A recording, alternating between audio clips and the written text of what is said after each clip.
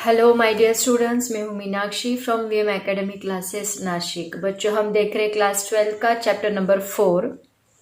आज हम स्टार्ट करने जा रहे हैं चैप्टर नंबर 4। इसके पहले के 3 चैप्टर्स अपने हो गए हैं, 5th चैप्टर भी हो गया है। आज हम लोग चैप्टर 4 स्टार्ट करने जा रहे हैं, थर्मोडायनेमिक्स।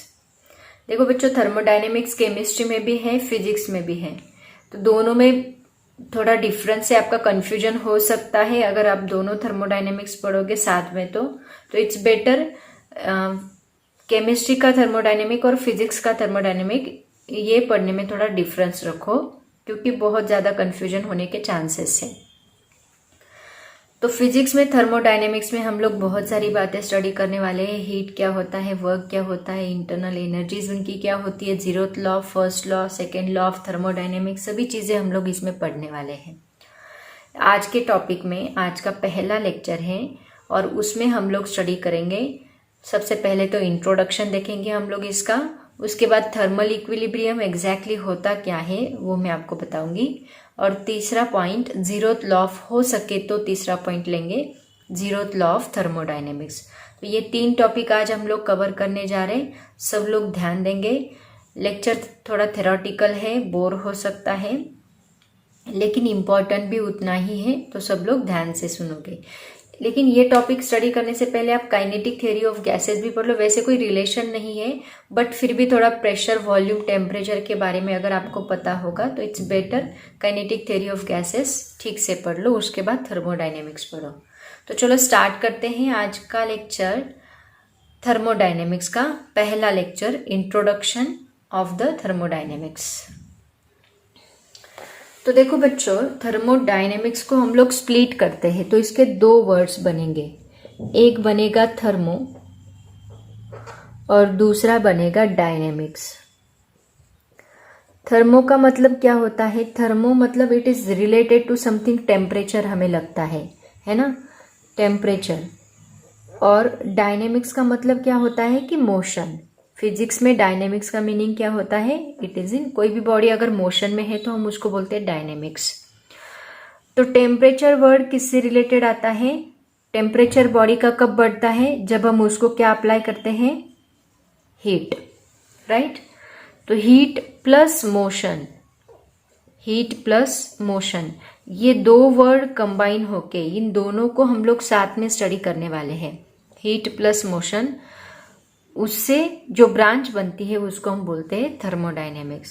तो थर्मोडायनेमिक्स की अगर एक्चुअल डेफिनेशन देखी जाए तो वो क्या है? It is the branch of physics that deals with the concept of heat and temperature and the inter conversion of heat and other form of energy. मतलब फिजिक्स की एक ऐसी ब्रांच जो हमें एक हीट एंड टेम्परेचर, ये दोनों concept को डिटेल में समझाती है, और inter conversion of heat and other forms of energy. तो इसमें हम लोग सबसे ज़्यादा जो स्टडी करने वाले हैं that is related to heat. तो सबसे पहले तो हीट क्या होती है ये हम लोग समझेंगे इंट्रोडक्शन पार्ट में, फिर हम लोग आगे जाएंगे। देखो बच्चों, जो प्रीवियस थ्योरी थी हीट की, उसमें कहा जाता था कि हीट क्या है? एक कैलोरिक फ्लूइड है। हीट एक कैलोरिक फ्लूइड होता है जो कि इनविजिबल होता है, मतलब हमारी आंखों को दिखता नहीं है। मतलब सपोज कोई हॉट बॉडी है, इस हॉट बॉडी में एक कैलोरिक फ्लूइड होता है, इनविजिबल मॉलिक्यूल्स होते हैं फ्लूइड के। सपोज कंसीडर करते हैं ये हॉट वाटर है, तो ये हॉट वाटर में ये कैलोरिक फ्लूइड रहेगा जो कि हमारी आंखों को दिखेगा नहीं, और ये कैलोरिक फ्लूइड एक साथ नहीं रहना चाहता, मतलब ये कोल्ड बॉडी में, सराउंडिंग में ये मॉलिक्यूल्स चले जाते हैं, ऐसा उनका मानना था। बट एक्चुअल में ये थियोरी फेल हुई। कैलोरिक फ्लूइड, हीट एक कैलोरिक फ्लूइड नहीं है, ऐसा उसके बाद इन्वेंशन हुआ। मतलब ये जो थियोरी थी वो ज़्यादा दिन नहीं चली, उसको ये रॉन्ग थियोरी है ऐसे कंक्लूड किया गया। तो उसके बाद कुछ दिनों के बाद, मतलब इन 1798 में एक साइंटिस्ट था जिसका नाम था बेंजामिन थॉमसन। Benjamin Thompson. तो ये साइंटिस्ट एक एक्सपेरिमेंट कर रहा था। एक्सपेरिमेंट मतलब वो एक कैनॉन, ब्रास कैनॉन था, उसको बोर बनाने का काम कर रहा था। सपोज ये ब्रास कैनॉन है, इसको ये बोर कर रहा था, बोर करते मतलब ड्रिलिंग कर रहा था। जब वो बोर बना रहा था उस वक्त उसने ऑब्जर्व किया कि ये बोर करते करते वहां पे इतनी हीट जनरेट हुई, तो उस हीट पे अगर पानी गर्म करने के लिए रखते तो भी वो गर्म हो जाता, इतनी हीट उससे जनरेट हुई थी। मतलब ये कैनॉन, ब्रास कैनॉन था, उसको वो बोर करने का काम कर रहा था और उसने ऑब्जर्व किया कि वहां से बहुत ज्यादा टेम्परेचर की हीट जनरेट हो रही है, बहुत ज्यादा हीट जनरेट हो रही है, इतनी ज्यादा हीट कि अगर उसके ऊपर हम पानी गर्म करने के लिए रखते, पानी बॉईल करने के लिए रखते तो भी वो बॉईल हो जाता, इतनी ज्यादा हीट वहां पे जनरेट हो रही है। तब वहां से इन्वेंशन स्टार्ट हुआ कि हीट ये कोई फ्लूइड नहीं है, ये कुछ अलग ही है। हीट एक ऐसी चीज है, एक टाइप की एनर्जी है जो कि वर्क की वजह से प्रोड्यूस हो रही है। क्योंकि यहाँ पे कैनॉन को ड्रिल करने का काम चल रहा है, मतलब यहाँ पे वर्क हो रहा है और वर्क की वजह से यहाँ पे हीट जनरेट हो रही थी, मतलब कुछ अलग टाइप की एनर्जी यहाँ पे मिल रही थी ड्यू टू द वर्क। मतलब देखो इसके यहाँ पे और एग्जाम्पल हम लोग ले सकते हैं। अगर हमारी गाड़ी का इंजन हम लोग स्टार्ट करते हैं तो कुछ देर के बाद वहां पे गर्मी महसूस होती है, मतलब वहां पे पूरा इंजन गर्म होता है, ऐसे हम लोग ऑब्जर्व करते हैं। सिमिलरली अगर हम कोई काम कर रहे हैं, मतलब सपोज हम लोग हमारी बॉडी को ऐसे रब कर रहे हैं, मतलब वर्क कर रहे हैं, या फिर अगर हम कोई काम कर रहे हैं तो हमारी बॉडी से हीट जनरेट हो रही है, ऐसे हमें फील होता है, राइट ना। एक्सपीरियंस होती है कि हमारी बॉडी से हीट जनरेट हो रही है, हमारी बॉडी का टेम्परेचर बढ़ गया है, ऐसे हमें फील होता है। इसका मतलब क्या कि इससे डायरेक्टली कनेक्शन किसका होता है, वर्क और हीट का होता है। मतलब यहाँ पे हम कंक्लूड कर सकते हैं work is converted into heat. Work का कन्वर्जन किस में हो रहा है, हीट में हो रहा है। जहां वर्क डन है वहां पे हीट है। मतलब कोई भी बॉडी जब काम करती है, वर्क डन होता है किसी भी बॉडी का, तो वहां पे हीट जनरेट होती है। उसके बाद हीट की नई डेफिनेशन इन्वेंट हुई, जो कि उसमें कहा गया कि हीट क्या है, it is a form of energy, एक एनर्जी का फॉर्म है, it is a form of energy, ऐसे बोला गया। ये फ्लूइड नहीं है, ये एक एनर्जी है जो कि जनरेट होती है ड्यू टू वर्क, वर्क की वजह से जनरेट होती है। उसके बाद देखो बच्चों, और इसके ऊपर इन्वेंशन स्टार्ट हुआ। ऐसे ही कुछ दिनों के बाद ऑब्जर्व किया गया कि सपोज कोई हॉट बॉडी है, यहाँ पे कंसिडर करते हैं हम लोग, कंसिडर करते हैं कप ऑफ टी है, ओके। यहाँ पे एक कप है, उस कप में चाय रखी है, गरम चाय, और सपोज इसका टेम्परेचर 80 डिग्री सेल्सियस है, ऐसे हम लोग कंसिडर करते हैं। तो ये बहुत ही गर्म चाय है और ये सराउंडिंग में रखी है, मतलब किसी रूम में रखी है, ऐसे हम लोग कंसिडर करते हैं। तो इसका टेम्परेचर कोल्ड है और इसका टेम्परेचर हॉट है, मतलब ये हॉट बॉडी है, ये कोल्ड बॉडी है। तो जब ये हॉट बॉडी कोल्ड बॉडी की तरफ जाती है तो हमें फील होता है कि इसका जो टेम्परेचर है, इसकी जो हीट है, वो ट्रांसफर की जा रही है। कंसिडर करो यहाँ पे कोई और एक दूसरी बॉडी इसके कांटेक्ट में आती है। कंसिडर करते हैं यहाँ पे एक चिप है जो कि इसके कांटेक्ट में आई है, या फिर टेबल पे हम लोग रखे एक चिप रखे हैं, तो यहाँ पे टेबल पे जब कप रखते हैं तो उसकी वजह से, कप की वजह से यहाँ पे भी हमें हीट महसूस होती है, ये जगह भी गर्म हो जाती है। तो यहाँ पे क्या हो रहा है कि कोई तो भी एक समथिंग इज एक्सचेंज देयर, और ये समथिंग ही क्या है, that is nothing but the heat. मतलब इसे हम कंक्लूड कर सकते हैं कि जब कोई कोल्ड बॉडी किसी हॉट बॉडी के कांटेक्ट में आती है तो वो क्या करते हैं, एक दूसरे को हीट एक्सचेंज करते हैं। हीट कहाँ से कहाँ एक्सचेंज होती है, higher temperature to lower temperature. Cold body का टेम्परेचर कम है, इसका टेम्परेचर लोअर है, और इसका टेम्परेचर हायर है। तो हीट कहाँ से कहाँ एक्सचेंज हो रही है, जिसका टेम्परेचर हायर है उससे जिसका टेम्परेचर लोअर है उसकी तरफ। That means heat exchange from higher temperature to lower temperature. ये भी चीज़ यहाँ पे ऑब्जर्व हुई, और ये एक्सचेंज हीट से ही नई ब्रांच बनी, दैट इज द थर्मोडायनेमिक। क्योंकि जब हीट एक्सचेंज होती है मतलब बॉडी का टेम्परेचर क्या हो रहा है, एक्सचेंज हो रहा है, बॉडी का टेम्परेचर चेंज हो रहा है, ऐसे हम लोग बोलेंगे। टेम्परेचर चेंज हो रहा है, उसकी वजह से प्रेशर भी चेंज होगा, वॉल्यूम भी चेंज होगा, क्योंकि हमने काइनेटिक थ्योरी ऑफ गैसेस में Boyle's law, Charles law, Gay-Lussac law study किए थे। उसमें हमने देखा है कि ये तीनों फिजिकल क्वांटिटी एक दूसरे से रिलेटेड है। अगर बॉडी का टेम्परेचर चेंज हो रहा है, हीट एक्सचेंज हो रही है, मतलब इसका टेम्परेचर कम हो रहा है, राइट ना। हीट इवॉल्व हो रही है, हीट इमिट हो रही है, मतलब टेम्परेचर क्या होगा बॉडी का, रिड्यूस्ड होगा। अगर टेम्परेचर रिड्यूस्ड होगा और ये क्या कर रही है, हीट को एब्जॉर्ब करे, तो इसका टेम्परेचर इंक्रीज होगा। मतलब इसका टेम्परेचर इंक्रीज हो रहा है, उसकी वजह से उसका प्रेशर एंड वॉल्यूम चेंज हो रहा है। इसका टेम्परेचर डिक्रीज हो रहा है, उसकी वजह से प्रेशर एंड वॉल्यूम चेंज हो रहा है। मतलब ये बॉडी के ये तीनों फिजिकल क्वांटिटीज चेंज हो रही है। सिमिलरली ये बॉडी की भी ये तीनों फिजिकल क्वांटिटीज चेंज हो रही है।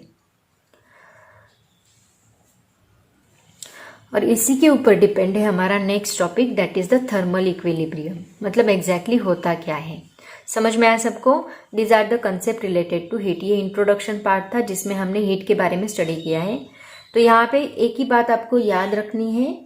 क्या याद रखना है कि यहाँ पे conversion of work into heat and the other way round.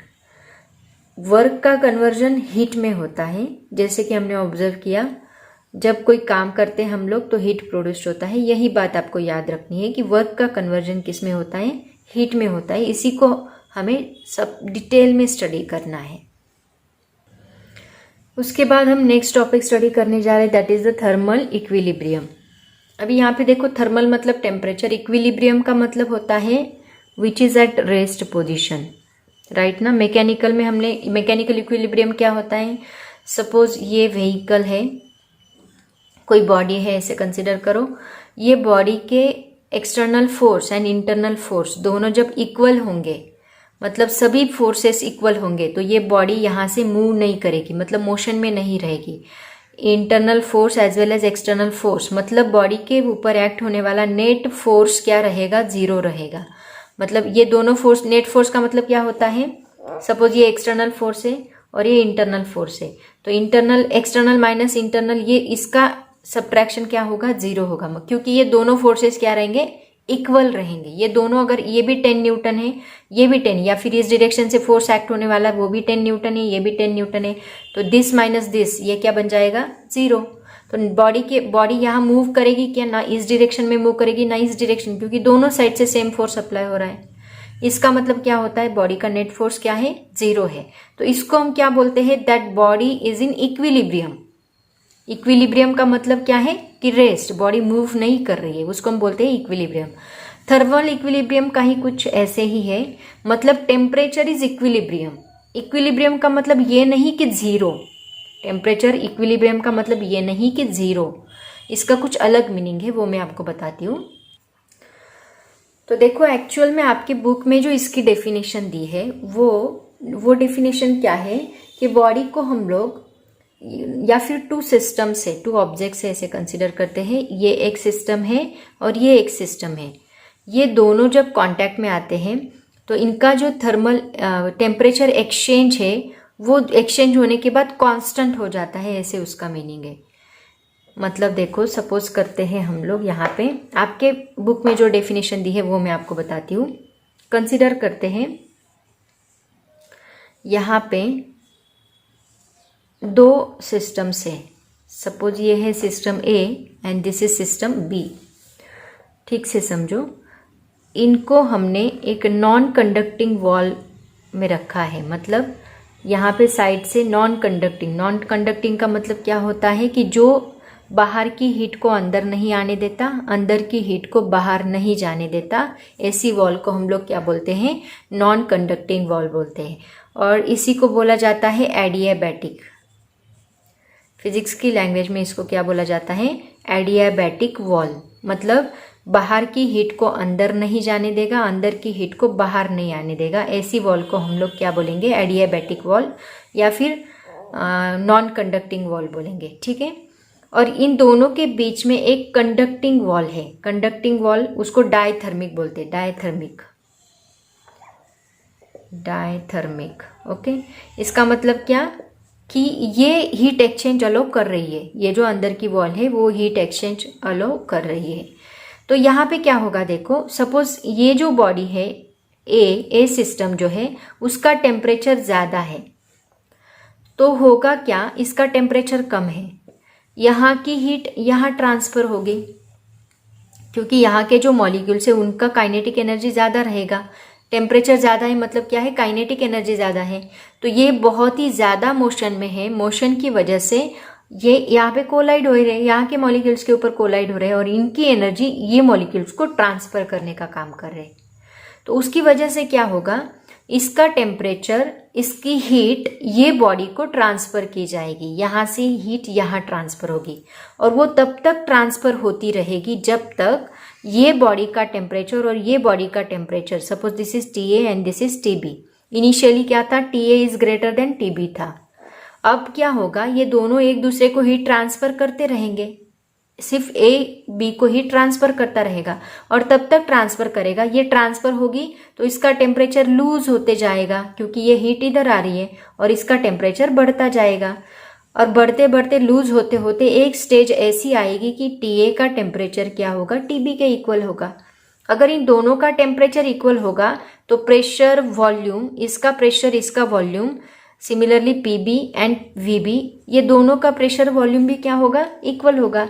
मतलब यहाँ पे हीट एक्सचेंज होना बंद होगा, तो उस वक्त क्या होगा, temperature of body A is equal to the temperature of body B, या फिर सिस्टम बोल सकते हैं हम लोग इसको, temperature of system A is equal to the temperature of system B। और जब ये स्टेज आएगी उस स्टेज को हम लोग क्या बोलेंगे, थर्मल इक्विलिब्रियम बोलेंगे। तो आपके बुक में डेफिनेशन क्या दी है, when two objects are at the same temperature they are in thermal equilibrium. When two objects are at the same temperature they are in thermal equilibrium. लेकिन देखो थर्मल इक्विलिब्रियम मैंने एक बुक में पढ़ा था, थर्मल इक्विलिब्रियम अगर example देके बताती हूँ, उसको भी कहते हैं अगर जिनका टेम्परेचर सेम नहीं होगा।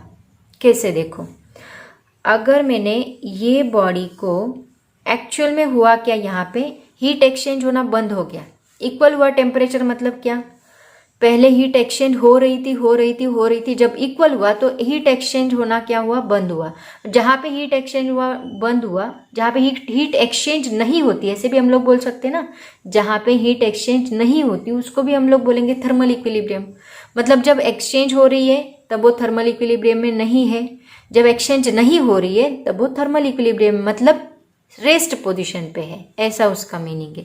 क्योंकि जब देखो मैकेनिकल इक्विलिब्रियम में हम लोग क्या बोलते हैं, ये बॉडी के फोर्सेस इक्वल है, तो ऐसा नहीं है कि ये बॉडी के ऊपर फोर्सेस नहीं है, फोर्सेस है लेकिन इक्वल है, फोर्सेस है लेकिन इक्वल है, उसकी वजह से हम लोग उसको रेस्ट पोजीशन में बोलते हैं। तो अगर हमने यहाँ पे एक एडियाबैटिक वॉल डाल दी, जब आउटसाइड से हम लोग एडियाबैटिक वॉल डाल रहे हैं तो यहाँ दोनों के बीच में जो पार्टीशन है वहाँ पे भी हमने एक एडियाबैटिक वॉल डाल दी और यहाँ पे ऑब्जर्व किया कि ए बॉडी का टेम्परेचर बी बॉडी में एक्सचेंज नहीं होगा, इसका टेम्परेचर यहाँ पे ज़्यादा है, इसका कम है, लेकिन ये दोनों एक दूसरे को टेम्परेचर एक्सचेंज नहीं कर रहे। अगर एक्सचेंज नहीं कर रहे इसका मतलब हम इसको भी बोल सकते that is also in thermal equilibrium. समझ में आया? कभी कभी MCQs में ये क्वेश्चन भी पूछा जा सकता है, अगर दो बॉडीज का टेम्परेचर सेम नहीं है तो क्या वो थर्मल इक्विलिब्रियम में है? यस, अगर दोनों बॉडी का टेम्परेचर सेम नहीं है फिर भी वो थर्मल इक्विलिब्रियम में है, क्योंकि उन दोनों के बीच में एडियाबैटिक वॉल है, मतलब नॉन कंडक्टिंग वॉल है, जो कि हीट एक्सचेंज नहीं करने दे रही है और हीट एक्सचेंज नहीं हो रही है, इसका मतलब वो दोनों बॉडीज थर्मल इक्विलिब्रियम में है। समझ में आया?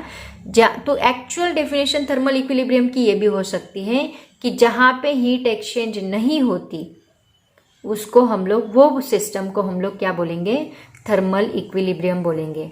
When two systems do not exchange the heat that are called as thermal equilibrium state, या फिर बोल सकते हैं when two systems having the same temperature they are called as, अगर वो एक्सचेंज करे तो एक्सचेंज करते करते उनका टेम्परेचर सेम होगा, जहाँ पे उनका टेम्परेचर सेम होगा तो वहाँ पे एक्सचेंज ऑफ हीट बंद होगा, क्योंकि हायर टेम्परेचर और लोअर टेम्परेचर ये बात ही नहीं रहेगी, तो वहाँ पे एक्सचेंज ऑफ हीट बंद होगा। जहाँ पे एक्सचेंज ऑफ हीट बंद हुआ इसका मतलब हम बोलेंगे बॉडी रेस्ट पोजीशन पे है, मतलब थर्मल इक्विलिब्रियम पे है। तो यहाँ पे एडियाबैटिक वॉल है तो पहले से ही टेम्परेचर एक्सचेंज नहीं हो रहा है, हीट एक्सचेंज नहीं हो रही है, मतलब दोनों भी रेस्ट पोजीशन पे है, तो हम बोल सकते हैं they are in thermal equilibrium. समझ में आया सबको? हालांकि दोनों का टेम्परेचर अलग अलग है, फिर भी ये क्या है, थर्मल इक्विलिब्रियम स्टेट पे है। This is very very important here. Okay, तो आपकी जो बुक की डेफिनेशन है वो मैं बताती हूँ, लेकिन डिटेल में आपको ये याद रखना है क्योंकि कॉम्पिटिटिव एग्जाम में यही नॉलेज आपका चेक किया जाता है, एक्स्ट्रा नॉलेज। तो इसी के ऊपर एक क्वेश्चन पूछा जाता है, देखो, when do two systems are said to be in thermal equilibrium.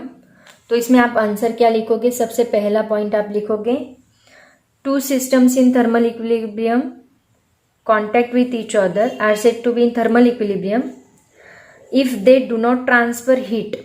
अगर ये दो सिस्टम्स हैं, ये थर्मल इक्विलिब्रियम में हम कब बोलेंगे इनको? जब ये हीट ट्रांसफर नहीं करेंगे, डू नॉट ट्रांसफर हीट, ये मैंने पहला पॉइंट आपको बोला। और दूसरा पॉइंट आप इसमें क्या बोलोगे? जब ये दोनों का टेम्परेचर क्या रहेगा? सेम रहेगा। When two objects are at the same temperature they are in thermal equilibrium. पहला पॉइंट क्या बोलोगे आप लोग? Two systems in thermal contact with each other are said to be in thermal equilibrium if they do not transfer heat between each other. Second point आप लोग बोलोगे, two objects are at the same temperature, अगर ये इनका temperature same रहेगा तो भी ये हीट ट्रांसफर नहीं करेंगे, तो उसको भी हम लोग क्या बोलेंगे? They are in thermal equilibrium. ठीक है, ऐसे क्वेश्चन पूछा जा सकता है, तो दोनों पॉइंट आपको यहाँ पे लिखने हैं। इसी के ऊपर देखो बच्चों, आपके बुक के पेज नंबर 75 पे पहला ही क्वेश्चन उन्होंने पूछा है। पेज नंबर 75 जहाँ पे चैप्टर स्टार्ट हुआ है, वहां पे पहला ही क्वेश्चन उन्होंने क्या पूछा है? When a piece of ice is placed in a water at room temperature the ice melts and water cools down, why does their temperature changes.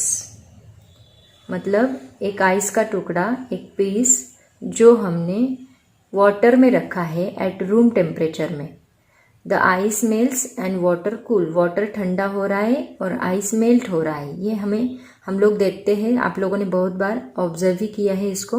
Why does their temperature change, ऐसा क्यों हो रहा है? तो अभी जो हमने थर्मल इक्विलिब्रियम की बात की है उससे आप ये इसका आंसर दे सकते हैं। क्या होता है, जब हम लोग ये आइस रखते हैं किसी रूम में, तो रूम का टेम्परेचर यहाँ पे क्या है? Room temperature is higher than the temperature of ice. Ice का टेम्परेचर कम है, रूम का टेम्परेचर ज़्यादा है। तो जब when at room temperature is at higher temperature than the temperature of ice, when ice is placed in the water, इसको हमने पानी में रखा है, the heat energy is transferred, right. तो यहाँ पे क्या होगा? हायर टेम्परेचर से लोअर टेम्परेचर की तरफ हीट एक्सचेंज होगी, और हीट एक्सचेंज होने के बाद ये टेम्परेचर जो है वो डिक्रीज होना स्टार्ट करेगा और ये टेम्परेचर इंक्रीज होना स्टार्ट करेगा, राइट। मतलब इसका टेम्परेचर डाउन होगा। यहाँ वाटर का टेम्परेचर भी रूम के टेम्परेचर से इक्वल है, मतलब वाटर का टेम्परेचर कम होगा और आइस का टेम्परेचर बढ़ेगा, और आइस का टेम्परेचर बढ़ेगा, उसकी वजह से वो मेल्ट होना स्टार्ट करेगा। यही रीजन है इसके पीछे।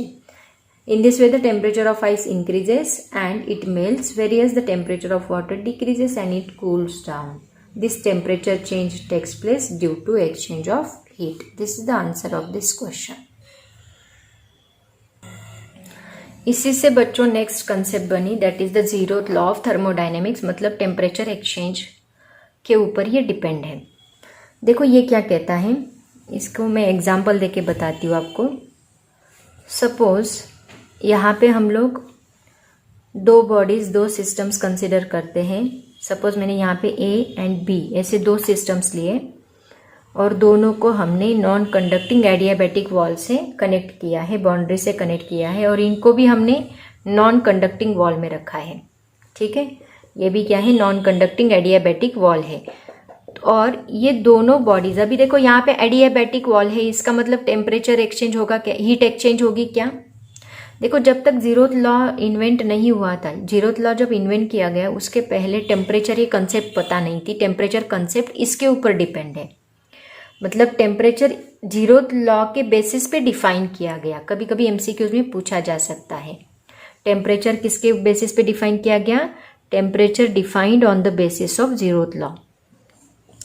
तो देखो यहाँ पे पहले एग्जाम्पल ले लेते हैं हम लोग, उसके बाद में आपको बताऊंगी। तो दो सिस्टम्स लिए हमने, ए एंड बी, जो हीट एक्सचेंज नहीं कर रहे क्योंकि उनके बीच में एक बाउंड्री है जो कि एडियाबैटिक है। Temperature exchange, non conducting wall है, टेम्परेचर एक्सचेंज नहीं होने देती। तो उसके बाद यहाँ पे और एक तीसरी बॉडी रखी गई, that is the body C. Okay, object रखा गया, सिस्टम रखी गई, दैट इज द सी। तो ये दोनों हीट एक्सचेंज कर सकती है क्योंकि इनके बीच में जो वॉल है वो कंडक्टिंग थी, और ये भी दोनों हीट एक्सचेंज कर सकती है। तो यहाँ पे क्या होगा, जिसका टेम्परेचर हाई होगा, सपोज इसका टेम्परेचर ज़्यादा है, इसका टेम्परेचर कम है, और इसका टेम्परेचर उससे भी कम है। तो यहाँ पे क्या होगा, ये जो C है ये A से हीट लेगा, मतलब A C की तरफ हीट ट्रांसफर करेगा, उसके बाद C B की तरफ हीट ट्रांसफर करेगा। तो यहाँ पे हीट एक्सचेंज हुई और इन दोनों का टेम्परेचर मेजर किया गया। सबसे पहले इसका टेम्परेचर मेजर हुआ, इसका टेम्परेचर मेजर हुआ, इसका टेम्परेचर मेजर हुआ। तो जब ये दोनों के बीच में हीट एक्सचेंज हुई तो ये टेम्परेचर मेंटेन हुआ, और उसके बाद ये थर्ड सिस्टम में भी हीट ट्रांसफर हुई, और एट द एंड ऑब्जर्व किया गया कि जो टेम्परेचर ऑफ A था that is equal to temperature of C, temperature of B था that is also equal to temperature of C, and कुछ देर के बाद ऑब्जर्व किया गया कि temperature of A is also equal to temperature of B। इसका मतलब क्या, A बॉडी ने C को हीट ट्रांसफर की, C बॉडी ने B को हीट ट्रांसफर की, और एट द एंड तीनों का टेम्परेचर जब कांस्टेंट हुआ तब उनकी हीट ट्रांसफॉर्मेशन बंद हो गई, मतलब तीनों का टेम्परेचर क्या हुआ, इक्वल हुआ। और उसके बाद ये वॉल हटा दी गई, फिर भी ये दोनों बॉडीज एक दूसरे को हीट ट्रांसफर नहीं कर रहे थे। इसका मतलब क्या हुआ कि ये दोनों ने हीट ट्रांसफर नहीं की, इसका मतलब इसका और इसका टेम्परेचर दोनों क्या है, हीट ट्रांसफर कब बंद होती है, जब दोनों का टेम्परेचर इक्वल होता है। और उससे कंक्लूड किया गया कि कोई तो भी चीज़ है जो दोनों की कांस्टेंट हो गई, और वो चीज़ को फिर नाम दिया गया दैट इज द टेम्परेचर। तो ये जीरोथ लॉ के ऊपर ही, इसके बेसिस पे ही टेम्परेचर डिफाइन हुआ। जीरोथ, इसी को कहा जाता है जीरोथ लॉ ऑफ थर्मोडाइनेमिक्स। तो टेम्परेचर जो है इसके बेसिस पे डिफाइन किया है जीरोथ लॉ ऑफ थर्मोडाइनेमिक्स के ऊपर। समझ में आया? क्योंकि इससे देखो हम लोग दो बॉडीज का टेम्परेचर कंपेयर कर सकते हैं। थर्मोमीटर क्यों यूज करते हैं हम लोग? Thermometer is use to compare the temperature of different objects. तो इससे हम लोग दो बॉडीज का टेम्परेचर कंपेयर कर सकते हैं by using the thermometer, right ना। मतलब थर्मोमीटर क्या है, टेम्परेचर मेजर करने का इंस्ट्रूमेंट है, और उसी से हम लोग टेम्परेचर को डिफाइन भी कर सकते हैं। तो इसका प्रॉपर स्टेटमेंट मैं आपको बताती हूँ। If two systems are in thermal equilibrium with a third system, they are also in thermal equilibrium with each other. मतलब जैसे हमने देखा, this is A, this is B, this is C। ये B है, ये C है। अगर दो सिस्टम A इन दोनों से थर्मल इक्विलिब्रियम है, इसका मतलब B and C also in thermal equilibrium. Those systems, if two systems are in thermal equilibrium, that means TA is equal to TB, TA is equal to TC. इससे हम conclude कर सकते हैं TB is also equal to TC. इसका मतलब क्या कि इन्होंने टेम्परेचर एक्सचेंज किया, उनका टेम्परेचर कांस्टेंट हुआ। इसका मतलब हम बोल सकते हैं कि इनका pressure, volume, temperature etcetera etcetera, n, number of moles, mass, ये सभी चीजें क्या है, कांस्टेंट है। ऐसे हम लोग कंक्लूड कर सकते हैं। नंबर ऑफ मोल्स कांस्टेंट है, प्रेशर, वॉल्यूम, टेम्परेचर। अगर टेम्परेचर कांस्टेंट है उसका मतलब प्रेशर, वॉल्यूम भी क्या है, कांस्टेंट नहीं बोल सकते, सेम है ऐसे बोल सकते हैं हम लोग। ओके, तो इससे हम लोग ये कंक्लूजन निकाल सकते हैं, और ये है statement of zeroth law of thermodynamics. लेकिन इसका अंडरस्टैंडिंग बहुत ज्यादा इंपॉर्टेंट है। सिर्फ स्टेटमेंट लर्न करने से आपको सब कुछ आ गया ऐसे नहीं है, इसका अंडरस्टैंडिंग भी करो, that is also very much important here. समझ में आया सबको? तो देखो आज हमने सबसे पहले इंट्रोडक्शन लिया। इंट्रोडक्शन में मैंने आपको हीट क्या होता है वो बताया, हीट वर्क से प्रोड्यूस्ड होता है, वर्क कन्वर्ट होता है हीट में, ये हमने स्टडी किया। तो हीट एक एनर्जी है, वो भी हमने स्टडी किया। थर्मल इक्विलिब्रियम एग्जैक्टली होता क्या है वो हमने देखा। उसके बाद हमने जीरोथ लॉ ऑफ थर्मोडायनेमिक्स देखा, जिसके बेसिस पे टेम्परेचर को डिफाइन किया जाता है, वो भी स्टडी किया। तो ये सभी चीज़ें आपको आनी चाहिए। It is the basic concepts related to thermodynamics. Thermodynamics का दूसरा नाम थर्मोडीबी बोलते हैं इसको शॉर्ट में, वो भी याद रखो, जिसमें हीट से रिलेटेड स्टडी किया जाता है, वर्क से रिलेटेड स्टडी किया जाता है। ओके, तो बच्चों आज के लिए इंट्रोडक्शन पार्ट इतना काफ़ी है। पढ़ाई करते रहो। Thank you so much and bye bye.